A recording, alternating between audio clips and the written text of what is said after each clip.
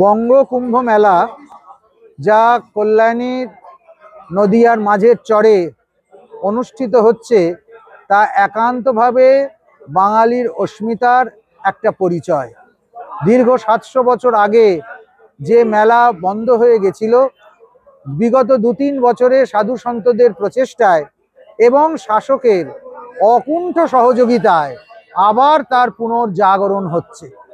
এবছর আমাদের মাননীয় মুখ্যমন্ত্রী নিজে এই মেলায় আসতে চেয়েছেন, যথেষ্ট প্রশাসনিক সাহায্য করেছেন, বিভিন্নভাবে মেলার যাতে পুষ্ট হয় তার ব্যবস্থা করেছেন।